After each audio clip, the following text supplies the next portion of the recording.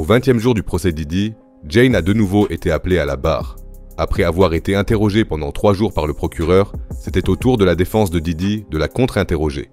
Dès le début, l'avocat de Diddy a précisé que lui et Jane s'étaient déjà rencontrés plusieurs fois, puis il lui a demandé si elle regrettait aujourd'hui beaucoup des décisions qu'elle avait prises pendant sa relation avec Diddy.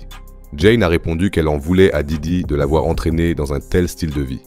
Quand l'avocat a répondu qu'elle avait elle-même choisi ce style de vie, Jane a dit « Toutes mes décisions ont été prises sous une forte pression émotionnelle. » Quand on lui a demandé si elle aimait toujours Diddy aujourd'hui, elle a répondu brièvement « Oui ».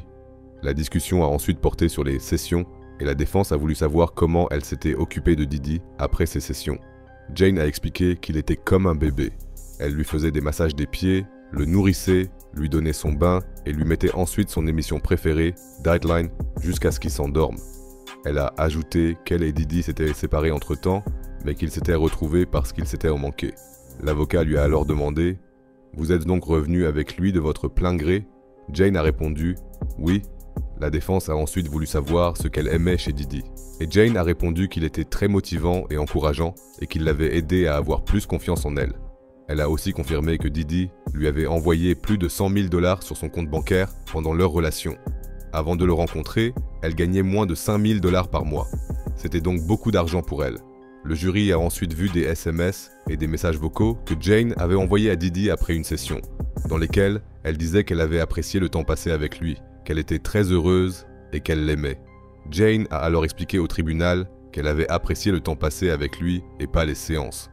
Quand l'avocat lui a demandé à partir de quand la relation était devenue compliquée, Jane a expliqué que Diddy avait commencé à sortir avec la rappeuse Young Miami et que leur relation avait continué en arrière-plan pendant qu'elle était avec Diddy. Avec le temps, elle a aussi remarqué à quel point Diddy était accro aux drogues. Elle avait souvent vu ses mains trembler ou son apparence changer lorsqu'il n'avait pas consommé. La discussion a ensuite porté sur les enregistrements vidéo de leur session et la défense a demandé si le tournage était consensuel afin qu'ils puissent regarder les vidéos ensemble plus tard. Jane l'a confirmé, mais a également déclaré « Je n'aimais pas cette partie, mais cela faisait simplement partie de notre relation ». Elle a aussi dit que Diddy avait interrompu certaines séances quand elle avait dit qu'elle voulait arrêter, mais toujours après qu'ils aient eu des relations sexuelles. Elle a particulièrement insisté là-dessus. Après une courte pause déjeuner, d'autres SMS et messages vocaux ont été montrés, qui donnèrent l'impression que Jane participait volontairement aux séances, et que Diddy lui laissait toujours le choix de participer ou non. L'ambiance dans la salle est alors devenue nettement plus tendue lorsque l'avocat a demandé à Jane combien valaient les cadeaux que Diddy lui avait offerts. Jane a réagi avec une irritation visible et a répondu « Combien vaut mon corps, à votre avis ?» Le juge l'a alors réprimandé et lui a demandé de répondre concrètement à la question, ce à quoi Jane a répondu que les cadeaux valaient plusieurs milliers de dollars. Après une pause de 10 minutes, l'audience a repris et, comme il ne restait plus que 40 minutes, seul un SMS a été montré avant que l'interrogatoire ne se poursuive le 20 mai et 1e jour du procès.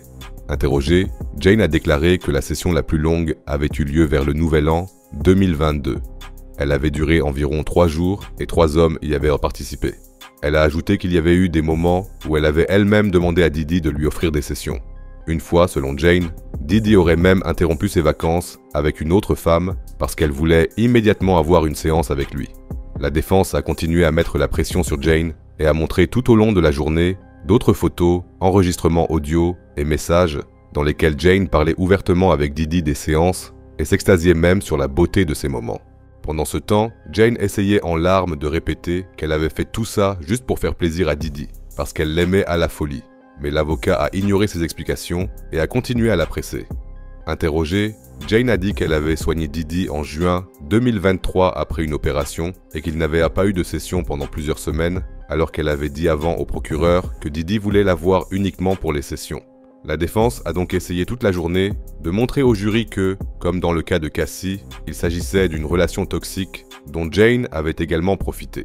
Le 21e jour du procès s'est ensuite terminé et le lendemain, les avocats de Diddy ont voulu présenter de nouvelles preuves montrant que Jane avait eu des contacts avec un autre homme pendant sa relation avec Diddy, alors qu'elle avait dit le contraire. Mais cette demande a été rejetée et Jane a été appelée à la barre une dernière fois. Elle a raconté un voyage à Las Vegas en janvier 2024 dont Diddy n'était pas au courant, car ils avaient fait une pause dans leur relation à ce moment-là. Elle aurait pris l'avion privé d'un rappeur anonyme qui aurait été un ami proche de Diddy. L'identité de ce rappeur n'a pas encore été officiellement confirmée, mais l'ex-garde du corps de Diddy, Gene Deal, a récemment dit dans une interview que ce rappeur anonyme serait nul autre que Kanye West. Je le répète, ce n'est qu'une rumeur pour l'instant. Je voulais quand même le mentionner, car ça pourrait expliquer un truc qui s'est passé le lendemain du procès. On en reparlera plus tard. Mais revenons au procès. Jane a dit au tribunal qu'un des mecs, Antonio, avec qui elle et Diddy avaient déjà eu une session, était aussi à Las Vegas quand elle est arrivée. Antonio leur avait déjà dit qu'il traînait parfois avec le rappeur anonyme et sa copine. Plus tard dans la nuit, selon son témoignage, 7 ou 8 personnes se trouvaient dans une chambre d'hôtel et regardaient Antonio avoir des relations sexuelles avec une femme. Pendant ce temps, le rappeur anonyme aurait flirté avec Jane et lui aurait demandé si elle connaissait d'autres personnes qui vivaient ce style de vie. Elle lui aurait alors présenté l'un des hommes qu'elle connaissait et qui était payé pour ça. Elle a toutefois souligné qu'elle n'avait pas participé à la séance et qu'elle avait juste montré brièvement sa poitrine avant de quitter la chambre. Interrogée à ce sujet, Jane a expliqué qu'après la plainte de Cassie, elle avait remarqué des changements positifs chez Diddy et que leur relation s'était améliorée après qu'ils se soient remis ensemble en février 2024. L'avocate a ensuite reposé la question sur la dispute au cours de laquelle Diddy aurait enfoncé la porte et l'aurait agressée, et Jane a raconté les faits exactement comme elle l'avait déjà fait auparavant. Mais cette fois, elle a ajouté qu'après la dispute, Diddy avait appelé Antonio, le mec que Jane avait rencontré chez le rappeur anonyme, pour une session et qu'il s'était avéré qu'elle avait participé à une session du rappeur anonyme sans Diddy. Diddy aurait alors complètement pété un câble et lui aurait dit qu'elle l'avait trompé. Elle a ensuite montré au tribunal comment Diddy l'aurait agressée et a dit qu'il l'avait étranglée jusqu'à ce qu'elle s'évanouisse presque. L'avocate a alors montré des photos des blessures de Jane après l'incident sur lesquelles on ne voyait aucune trace au cou. Jane a ajouté qu'après cette dispute, ils se sont vus de moins en moins souvent jusqu'à ce que Diddy soit arrêté en septembre 2024. Le contre-interrogatoire était terminé et, après une courte pause, le procureur a pu présenter quelques dernières preuves. Pendant environ 1 heure, ils ont montré des conversations par chat qui montrèrent que Jane avait souvent accepté les sessions, mais qu'elle avait aussi écrit dans de nombreux messages qu'elle se sentait exploitée et qu'elle voulait arrêter. À la fin, la procureure a demandé à Jane si elle rendrait tout ce que Diddy lui avait donné, si ça lui permettait d'oublier tout ce qu'elle avait vécu. Jane a répondu clairement oui. Elle a ajouté qu'elle n'avait aucun intérêt financier dans l'issue du procès et qu'elle n'attendait aucune compensation pour son témoignage. La défense a alors pu poser quelques dernières questions. Ils ont fait référence à la dernière déclaration de Jane et lui ont demandé « Vous donneriez donc tout pour oublier ça, mais vous ne rendriez pas votre maison, n'est-ce pas ?» Jane n'a pas pu répondre clairement à cette question. On lui a alors demandé combien elle gagnait par mois et elle a expliqué qu'elle recevait 5 000 $ par mois de pension alimentaire de 50 Cent et qu'elle gagnait entre 10 000 et 50 000 $ par mois grâce à son compte OF, mais qu'elle avait apparemment des dettes, raison pour laquelle elle continuait à dépendre des paiements de Diddy. Juste avant que Jane ne quitte la barre des témoins, la défense lui a posé une dernière question. Diddy lui avait-il répété tout au long de leur relation qu'elle pouvait rompre quand elle le voulait ? Jane a répondu par l'affirmative et a même admis qu'elle ne voulait pas vraiment rompre avec Diddy. Après 6 jours d'interrogatoire, Jane a donc été libérée et le 22e jour du procès a pris fin. Le lendemain, l'agent spécial Andrew Lehman a été appelé à la barre et interrogé par le procureur et la défense. Le jury a vu des photos d'objets trouvés lors de la perquisition de mars 2024 dans la chambre principale de la maison de Diddy.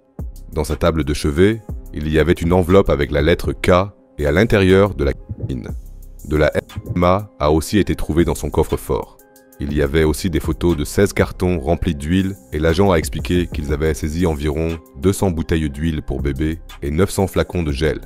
Un fusil avec un chargeur à tambour de 60 coups a aussi été trouvé, ainsi que 2 pistolets et un fusil de chasse, mais tous rangés correctement dans une pièce sécurisée.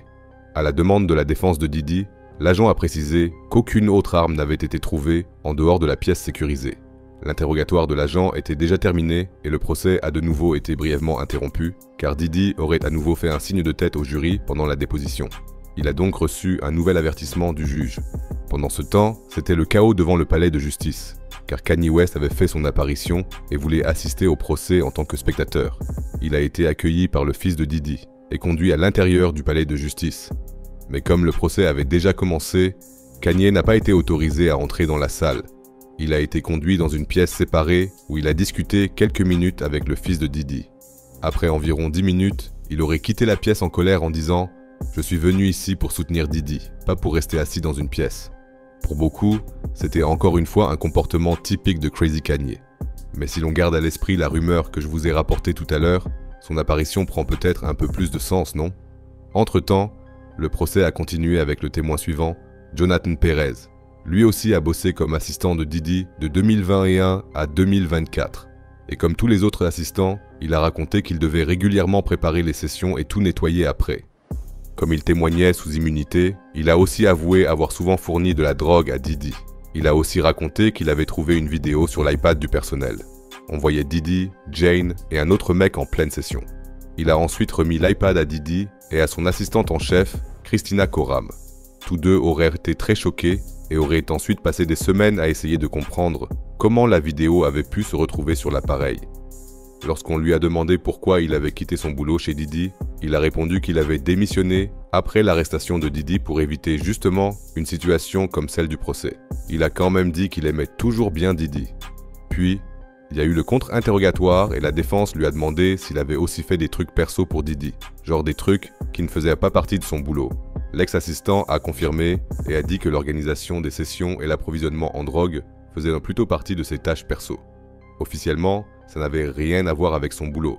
Il a toutefois précisé qu'il n'était pas payé pour ça et qu'il estimait n'avoir consacré qu'environ 1% de son temps de travail à ses tâches privées. La conversation a ensuite porté sur Jane et l'ancien assistant a déclaré qu'il ne l'avait jamais vue malheureuse ou en colère. Au contraire, il avait plutôt l'impression qu'elle aimait participer aux sessions et qu'elle lui disait même parfois ce qu'il devait lui acheter. Il a aussi confirmé qu'il n'avait jamais vu Diddy frapper une femme ou quelqu'un d'autre. Perez a donc été libéré de la barre des témoins et le 23e jour du procès s'est terminé, vendredi 13. Hey, vous ne pouvez pas imaginer à quel point c'est épuisant de rendre une journée d'audience aussi divertissante que possible pour vous, car ce sont toujours les mêmes questions qui sont posées, et pour l'essentiel, les dernières audiences ont consisté à lire de vieux messages. Tout est super ennuyeux et fastidieux. J'espère quand même avoir réussi à vous présenter tout ça de manière intéressante. Reste en bonne santé et à la prochaine vidéo.